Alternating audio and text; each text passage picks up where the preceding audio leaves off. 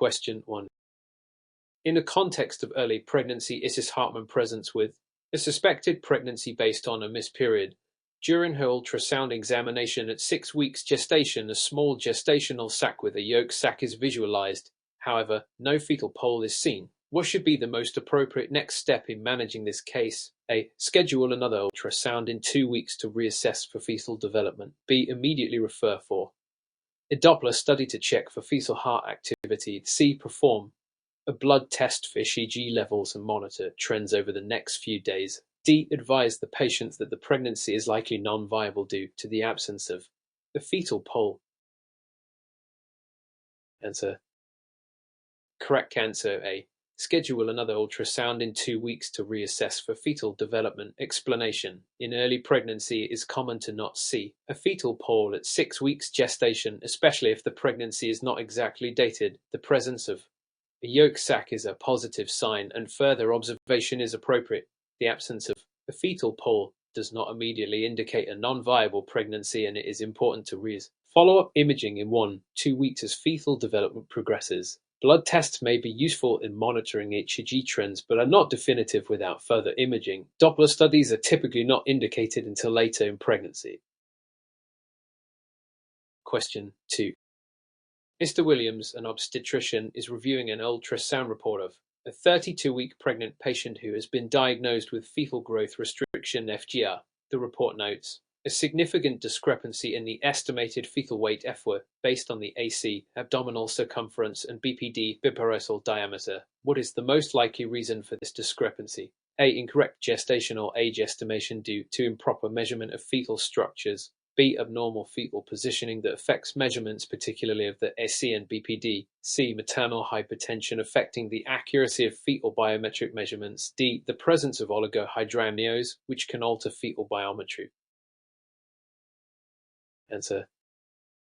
Correct answer. B. Abnormal fetal positioning that affects measurements, particularly of the AC and EPD. Explanation. Normal fetal positioning can lead to inaccurate biometric measurements, particularly in the case of the abdominal circumference (AC) and biparietal diameter (BPD). Incorrect positioning, such as the fetus being in a breech or transversi, can distort these measurements, leading to discrepancies, while maternal hypertension. Oligohydramnios can affect fetal growth. These factors do not typically cause significant discrepancies in biometry directly. A reassessment of fetal position is often necessary to confirm the accuracy of measurements. Question 3.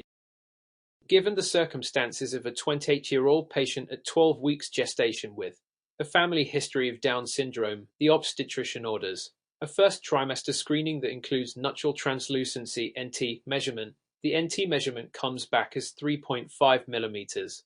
How should this finding be interpreted? A. The NT measurement is within normal limits and does not warrant further investigation.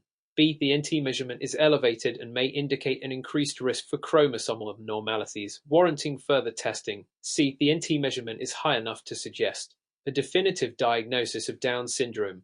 D. The NT measurement is irrelevant and should not affect the clinical decision-making process.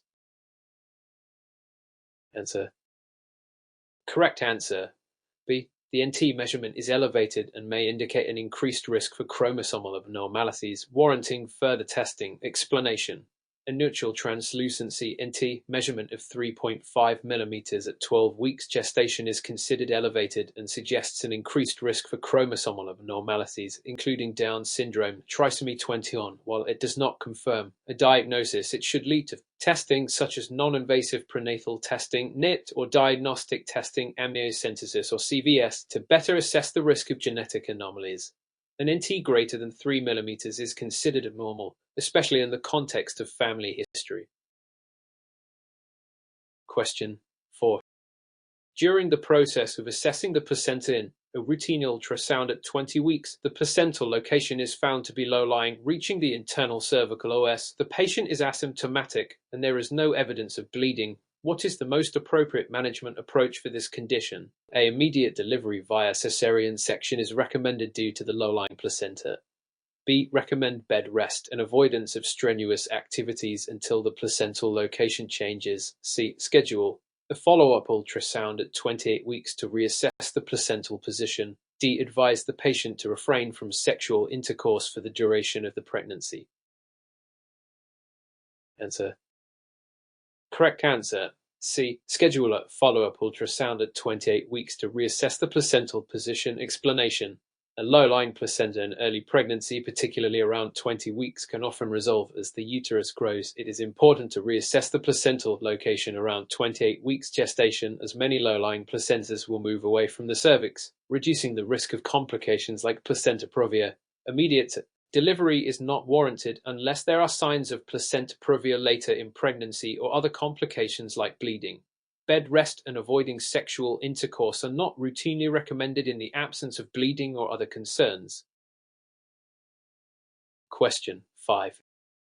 Considering the evidence from Doppler studies, a 35-year-old pregnant woman at 24 weeks presents with a suspected case of preeclampsia. Her Doppler ultrasound of the uterine artery shows significantly elevated pulsatility indices. What does this finding indicate? A. Increased risk of preterm labor and fetal growth restriction. B. Normal Doppler findings for a pregnancy at this gestational age. C. Increased risk of fetal macrosomia and gestational diabetes. D. A healthy pregnancy with no concern for vascular complications. Answer. Correct answer A. Increased risk of preterm labor and fetal growth restriction. Explanation. An elevated pulsatility index pi on Doppler ultrasound of the uterine arteries in a patient with suspected preeclampsia suggests impaired uteroplacental blood flow, which can lead to increased risk for both fetal growth restriction (FGR) and preterm labor. The increased vascular resistance indicated by a high pi reflects poor perfusion, which can have significant consequences for fetal well-being. These findings should prompt closer monitoring and management, including consideration for early delivery depending on other factors. Question 6. What factors contribute to the occurrence of maternal polyhydramnios, and which of the following findings is most commonly associated with it? A. Diabetes mellitus, oligohydramnios, and multiple gestation. B. Fetal anomalies such as neural tube defects, hydrocephalus, and gastrointestinal malformations. C. Hyperemesis gravidarum and maternal hypertension. D. Placental abruption and preeclampsia. Answer. Correct answer. B.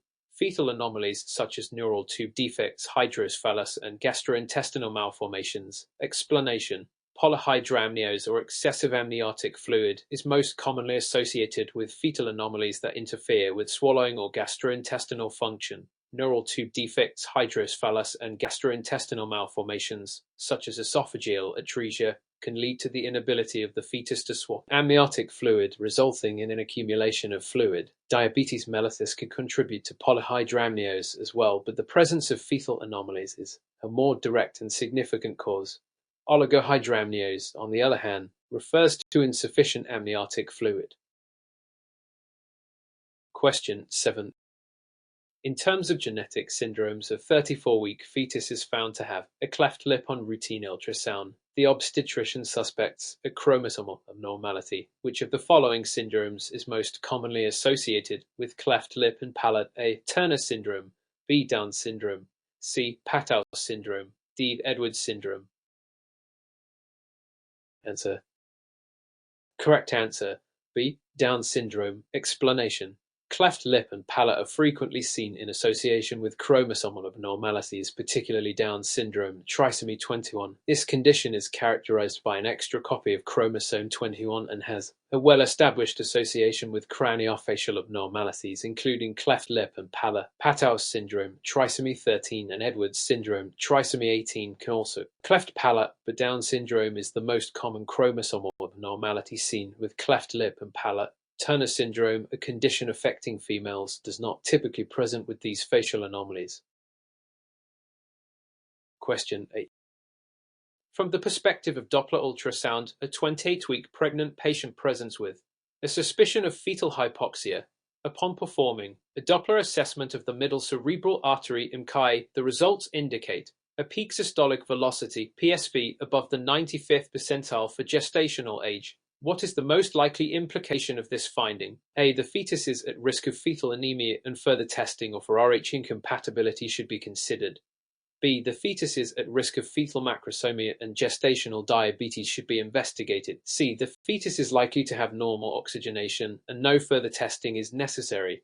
D. The fetus may be experiencing fetal hypoxia and further investigation for potential intrauterine growth restriction (ERGR) is needed. Answer. Correct answer D. The fetus may be experiencing fetal hypoxia and further investigation for potential intrauterine growth restriction (ERGR) is needed. Explanation. A peak systolic velocity (PSV) in the middle cerebral artery Mackay above the 95th percentile is an indicator of cerebral vasodilation, which is a compensatory response to fetal hypoxia.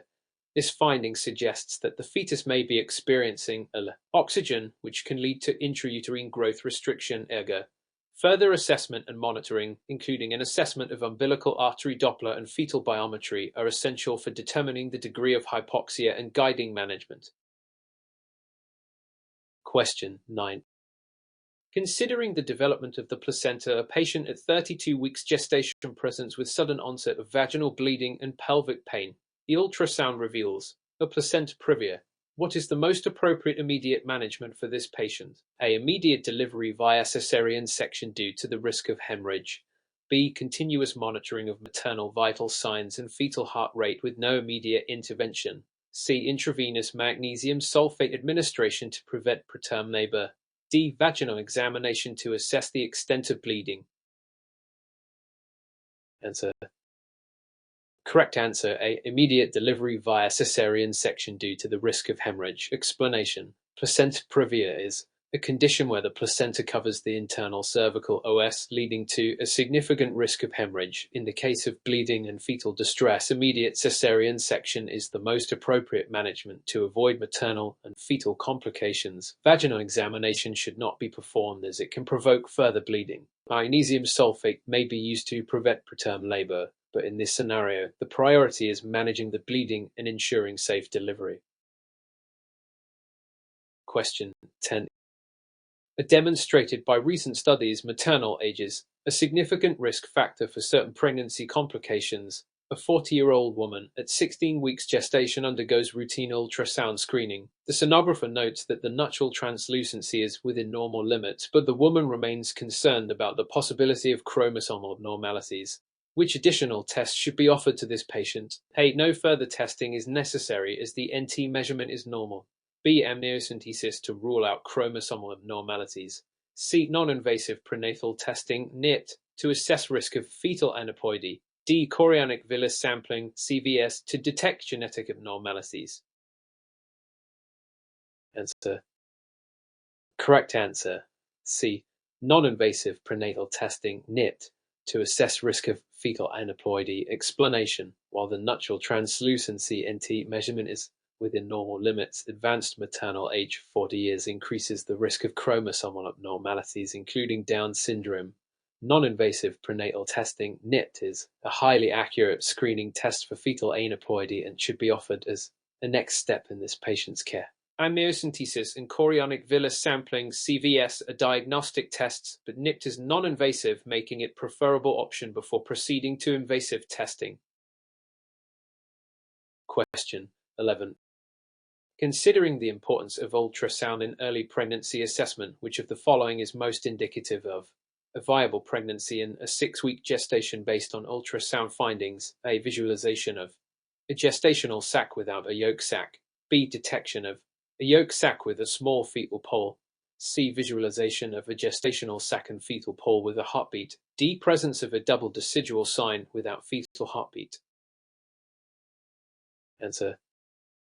Correct answer C. Explanation. At 6 weeks, a viable pregnancy is most commonly confirmed with the presence of a gestational sac, fetal pole, and fetal heartbeat. The yolk sac typically appears first, and its presence with a fetal pole strongly indicates viability. A lack of heartbeat in this period would raise concerns about a non-viable pregnancy. The double decidual sign, option D, indicates early pregnancy but without definitive viability. Question 12. In light of recent developments in placental imaging, which of the following is the most appropriate sonographic finding that indicates placental accreta? A. Increased distance between the placenta and the bladder wall. B. Presence of a hyperechoic zone between the placenta and myometrium. C. Loss of the normal hypoechoic area between the placenta and myometrium. D. Placental echogenicity resembling myometrium. Answer. Correct answer C. Explanation. Placental accreta typically shows a loss of the normal hypoechoic area between the placenta and the myometrium, which is indicative of abnormal placental invasion into the uterine wall. A hyperechoic zone, option B, is often associated with placenta percata, but the loss of the normal separation between the placenta and myometrium, option C, is the hallmark of accreta. Question 13. When analyzing the sonographic findings of a 32-week gestation fetus, which of the following is considered a major risk factor for fetal growth restriction FGR? A. Maternal hypertension and diabetes. B. Maternal obesity and advanced maternal age. C. Maternal use of prenatal vitamins. D. Fetal gender male fetus. Answer. Correct answer. A. Explanation. Maternal hypertension and diabetes are well-established risk factors for fetal growth restriction FGR. Both conditions impair placental blood flow, restricting fetal growth. Obesity and advanced maternal age, option B, may contribute to complications, but they are not direct risk factors for FGR. Prenatal vitamins and fetal gender are not associated with FGR, options C and D. Question 14. To determine the gestational age of a fetus, which of the following sonographic measurements is most reliable during the first trimester? A. Biparietal diameter BPD. B. Femur length FL. C. Crown rump length ERL. D. Abdominal circumference AC. Answer. Correct answer C. Explanation. Crown rump length ERL is the most reliable measurement for assessing gestational age in the first trimester due to its correlation with fetal size early in pregnancy. BPDL and AC become more accurate later in pregnancy but are less reliable in the first trimester. Question 15. In terms of maternal fetal health, which of the following conditions is most likely to result in an increased risk of preeclampsia during pregnancy? A. Obesity and previous history of preeclampsia. B. Non-smoker and low-risk pregnancy. C. Maternal age under 25 years. D. Fetal abnormality detected in the first trimester. Answer. Correct answer A. Explanation. Obesity and a previous history of preeclampsia are significant risk factors for the development of preeclampsia and subsequent pregnancies. High blood pressure, proteinuria, and other clinical markers associated with preeclampsia tend to recur in women with a history of the condition. Being a non-smoker or having a low-risk pregnancy does not significantly influence preeclampsia risk, option B. Question 16. While evaluating a 20-week pregnancy, a sonographer notices a round hypoechoic structure adjacent to the fetal abdomen with no internal flow on Doppler imaging. What is the most likely diagnosis? A. Ovarian cyst. B. Meconium-filled bowel. C. Cystic hygroma. D. Gastroschisis.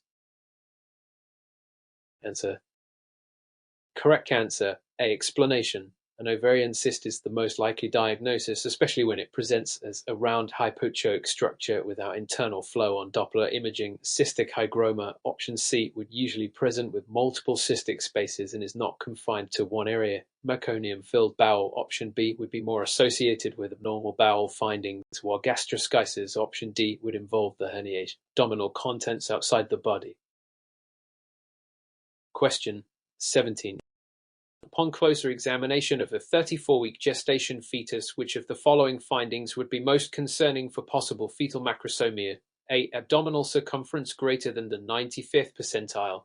B. Biparietal diameter significantly below the expected percentile. C. Femur length above the 75th percentile. D. Head circumference below the 10th percentile. Answer. Correct answer A. Explanation.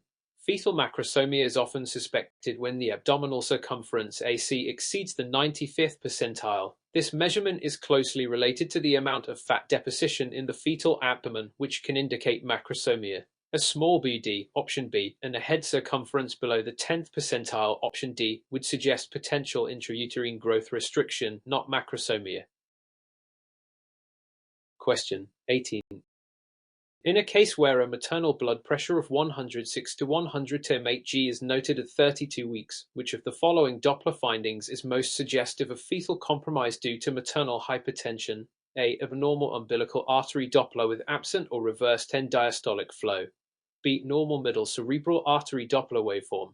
C. High resistance uterine artery Doppler. D. Normal aortic Doppler. Answer. Correct answer, A. Explanation. Normal umbilical artery Doppler with absent or reversed end diastolic flow is highly indicative of fetal compromise in cases of maternal hypertension. This finding suggests impaired placental perfusion, which is associated with fetal growth restriction and other complications. The uterine artery Doppler, option C, might show increased resistance, but the umbilical artery is the most direct indicator of well-being.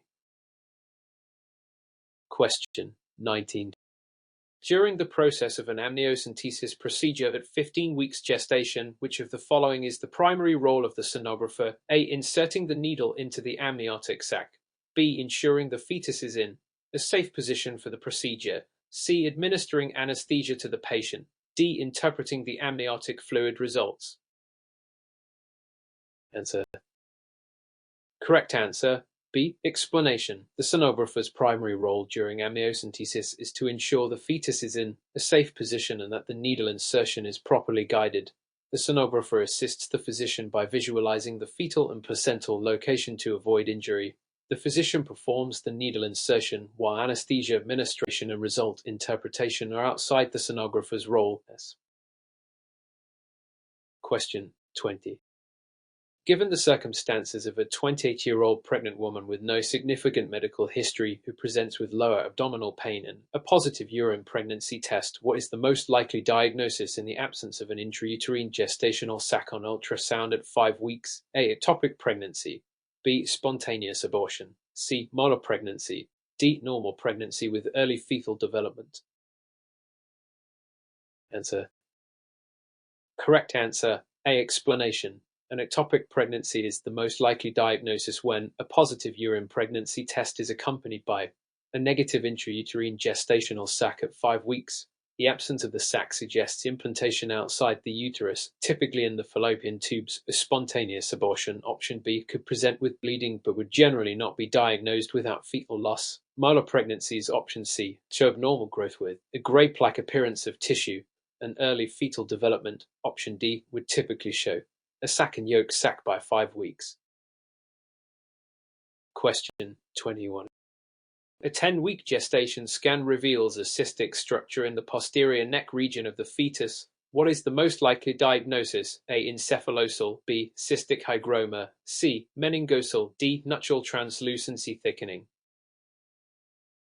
Answer. Correct answer, B. Explanation. A cystic hygroma is a fluid-filled sac caused by a lymphatic abnormality and often appears in the posterior neck region in the first trimester. It differs from thickened nuptial translucency D by being more septated and larger. Encephalosal and meningosal A, C involve neural tissue or meninges. Question 22. Which of the following findings would most likely be seen in a case of twin-to-twin transfusion syndrome (TTS) during a second trimester ultrasound? A. Equal amniotic fluid in both sacs. B. Polyhydramnios in one sac and oligohydramnios in the other. C. Two placentas with fused membranes. D. Equal fetal bladder sizes. Answer. Correct answer, B. Explanation. ETS occurs in monochorionic diamniotic twins and is characterized by discordant amniotic fluid levels. One twin has polyhydramnios, the other oligohydramnios. The donor twin also typically has a smaller bladder due to decreased urine output. Question 23. During a second trimester scan, a lemon-shaped skull and banana sign are observed. What condition should the sonographer suspect? A. Ventriculomegaly. B. Dandy-Walker malformation. C. Spina bifida. D. holoprosencephaly. Answer. Correct answer, C. Explanation. The lemon sign, frontal skull indentation, and banana sign, cerebellum-shaped distortion, are classic sonographic markers for spina bifida due to Arnold Chiaro-Mantola formation. These signs help detect the condition before an open defect is visible. Question 24. A 32-week pregnant woman is diagnosed with polyhydramnios. Which of the following fetal anomalies is most commonly associated with this condition? A. Renal agenesis. B. Duodenal atresia. C. Ventricular septal defect. D. Limb reduction defect. Answer. Correct answer B. Explanation. Duodenal atresia leads to impaired swallowing of amniotic fluid, causing polyhydramnios. It is classically associated with the double bubble sign on ultrasound. Renal agenesis, in contrast, is more often linked with oligohydramnios due to lack of urine production. Question 25. In the evaluation of first trimester bleeding, which of the following ultrasound findings is most indicative of a complete miscarriage? A. Thickened endometrium with no gestational sac. B. Intrauterine gestational sac without a fetal pole. C. Irregular gestational sac with low heart rate. D. Empty uterus with endometrial echo similar to normal menstruation. Answer. Correct answer D. Explanation. An empty uterus with a thin endometrial echo, especially following prior confirmation of pregnancy, is most consistent with complete miscarriage. A thickened endometrium without a sac may still represent an early viable or non-viable pregnancy. Question 26. Which of the following sonographic signs is considered most reliable for the diagnosis of a missed abortion? A. Absence of cardiac activity in an embryo 7 mm CRL. B. Absence of yolk sac in a gestational sac. C. Gestational sac with echogenic ring. D. Embryo without limb buds. Answer. Correct answer A. An explanation. A crown rump length ERL 7 mm without cardiac activity is a definitive diagnostic criterion for missed abortion per established guidelines. The yolk sac may not be visible early and limb buds develop later. Question 27. In which fetal abnormality is the double bubble sign most commonly seen on ultrasound? A. Pyloric stenosis. B. Duodenal atresia. C. Esophageal atresia. D. Meconium ileus. Answer. Correct answer B. Explanation. The double bubble sign refers to two adjacent fluid-filled structures, stomach and proximal duodenum, and is pathognomonic for duodenal atresia, often associated with Down syndrome. Question 20. A biophysical profile (BPP) includes all of the following components except A. Fetal breathing movements. B. Fetal tone. C. Amniotic fluid volume. D. Umbilical artery Doppler velocimetry. Answer. Correct answer D. Explanation. Umbilical artery Doppler is often used in high-risk pregnancies but is not part of the standard BPP. A BPP includes fetal breathing, fetal tone, fetal movement, amniotic fluid volume, and non-stress test. Question 29. Which of the following best describes the appearance of anencephaly on ultrasound? A. Cystic mass in the posterior neck region. B. Absence of cranial vault with exposed brain tissue.